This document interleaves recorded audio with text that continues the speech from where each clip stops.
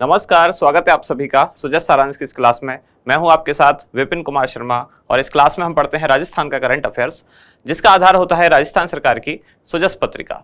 शुरुआत करते हैं हेडलाइंस के साथ। सबसे पहली जानकारी कि योजनाओं से हर वर्ग लाभान्वित। राज्य सरकार द्वारा जो संचालित विभिन्न योजनाएं हैं उनसे हर वर्ग को लाभ मिल रहा है। यहाँ है 2 दिवसीय हल्दीघाटी युवा महोत्सव का शुभारंभ। ये दरअसल संभाग स्तरीय महोत्सव है एक, जिसमें कई तरह की प्रतियोगिताओं का आयोजन किया जाने वाला है। और ये प्रतियोगिताएं सामान्यतः किससे रिलेटेड हैं? लोक कलाएं, गायन, वादन, इनसे संबंधित इसमें प्रतियोगिताएं होने वाली हैं। और सीधी सी बात, अगर हल्दीघाटी की बात की जाए, कौन से संभाग में आएगा ये? उदयपुर संभाग में आयोजन होने वाला है ये। और उदयपुर संभाग में भी कहाँ? राजसमंद के अंदर नाथद्वारा में इसका आयोजन हो रहा है। अब अजमेर में एलिवेटेड रोड का लोकार्पण। इसमें राजसमंद में कई सारी विभिन्न विकास जो सौगातें हैं, यानी कि कुछ योजनाओं की घोषणा भी मुख्यमंत्री द्वारा की गई। आगे यहाँ है पूर्व प्रधानमंत्री स्वर्गीय राजीव गांधी की दूरदृष्टि से संचार क्रांति आई, और इसमें बताया गया क्या क्या इससे फायदे हुए हैं। और स्टार्टअप के लिए 250 करोड़ रुपए स्वीकृत किए गए। अगले पेज पर आप देख रहे हैं ये महंगाई राहत कैंप जो चल रहे हैं, उसमें 10 योजनाएं राज्य सरकार की जिनसे पात्र व्यक्तियों को जोड़ा जा रहा है। ये 10 ऐसी योजनाएं हैं जिनसे कि सीधे सीधे आम जनता को महंगाई से राहत मिलती है, जैसे कि 500 रुपये में घरेलू गैस सिलेंडर, चिरंजीवी दुर्घटना बीमा योजना, फ्री राशन यानी कि अन्नपूर्णा फूड पैकेट, साथ ही किसानों को 2000 यूनिट फ्री बिजली, 100 यूनिट फ्री बिजली प्रति माह सभी को ये है। और 1000 रुपये ये सामाजिक पेंशन योजना या सामाजिक सुरक्षा पेंशन योजना में न्यूनतम पेंशन राशि कितनी कर दी गई है? 1000 रुपये प्रति माह।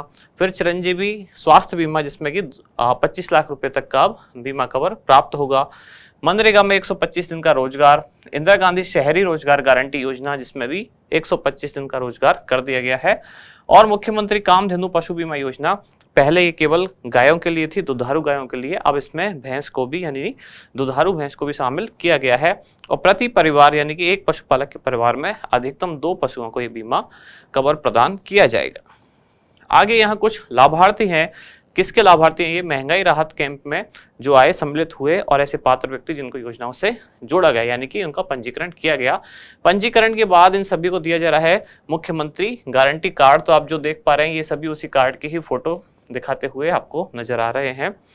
तो अलग अलग जो योजना है 10, किसी को कितनी योजनाओं का लाभ मिला है, जैसे किसी को 8, किसी को 9, तो उन सब के बारे में यहाँ बताया गया है। अगले पेज पर जानकारी है सहकार मेले में ऑर्गेनिक फूड फेस्टिवल शुरू। तो जयपुर के जवाहर कला केंद्र में राष्ट्रीय सहकार मसाला मेला जो आयोजित किया जा रहा है, उसी में है अब, यानी कि जवाहर कला केंद्र में ही और सहकार मेले में ही अब किसका आयोजन भी किया जा रहा है? ऑर्गेनिक फूड फेस्टिवल, यानी कि जो जैविक खाद्य पदार्थ हैं उनके बारे में जागरूकता लाने के लिए कार्यक्रम शुरू किया गया है। अगली जानकारी है अनुसूचित जनजाति उत्तर मैट्रिक छात्रवृत्ति की बकाया राशि जल्द ही प्रदान की जाएगी। और महंगाई राहत शिविर में पक्षियों को भी राहत, कुछ घायल पक्षियों का यहाँ उपचार किया गया। खेल सुविधाओं के लिए 22 करोड़ रुपए का प्रस्ताव मंजूर। तो मुख्यमंत्री द्वारा जो बजट 2023-24 था, यानी कि नया बजट, उसमें घोषणा की गई थी स्पोर्ट्स के लिए अलग अलग तरह की योजनाओं की। अब उनको क्रियान्वित करने के लिए 22 करोड़ रुपए मंजूर किए गए हैं।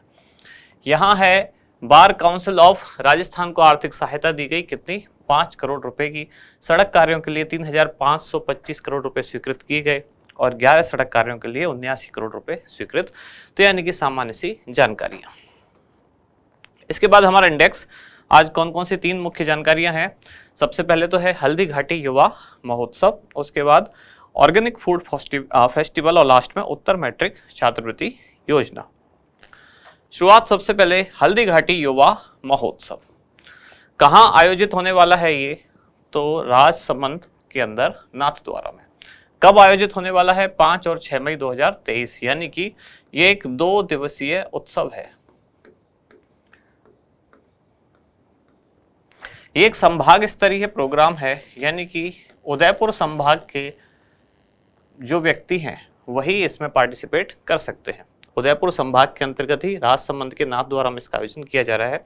2 दिवसीय ये महोत्सव है 5 और 6 मई को, जिसका उद्देश्य क्या है कि राज्य की ऐसी लुप्तप्राय या दुर्लभ जो लोक कलाएं हैं उनकी संस्कृति को संरक्षण देना, संवर्धन देना और प्रोत्साहन देना। अब ये होगा कैसे? तो इसमें एक तरह से प्रतियोगिताओं का आयोजन किया जाएगा। अब ये प्रतियोगिताएं क्या क्या होंगी, जैसे गायन से संबंधित अलग अलग तरह की यहाँ जो गायन की कलाएं हैं प्रतियोगिताएं, जिसमें लोक कलाकार पार्टिसिपेट कर सकते हैं गायन में, वादन में, अलग अलग तरह के जो लोक वाद्य यंत्र हैं उनको लेकर प्रतियोगिताओं का आयोजन किया जाएगा। जैसे कि आयोजक इसका कौन कौन होगा, पहले ये देख लेते हैं। आयोजक होगा इसका राजस्थान युवा बोर्ड, युवा मामले एवं खेल विभाग राजस्थान, इसके तहत ही आता है राजस्थान युवा बोर्ड, और उदयपुर संभाग साथ के साथ राजसमंद का जिला प्रशासन, यानी कि ये तीनों मिलकर इसका आयोजन करने वाले हैं। आप देखते हैं इसका विवरण। तो ये एक संभाग स्तरीय कार्यक्रम है, यानी कि उदयपुर संभाग के युवा कलाकार इसमें भाग ले सकेंगे। अब इसमें क्या होगा, तो इसमें लोक कलाओं से संबंधित विभिन्न प्रतियोगिताओं का आयोजन किया जाएगा। और कितनी आयु वर्ग के इसमें जो व्यक्ति हैं या प्रतिभागी हैं वो भाग ले सकते हैं, तो 15 से 29 वर्ष, अधिकतम आयु उनकी 29 वर्ष होनी चाहिए, न्यूनतम 15 वर्ष, 15 से 29 आयु वर्ग के व्यक्ति इसमें भाग ले सकेंगे। तभी महोत्सव का नाम क्या रखा गया है, हल्दी घाटी युवा महोत्सव। फिर है ऑर्गेनिक फूड फेस्टिवल, जिसका उद्घाटन कब हुआ, 5 मई 2023 को।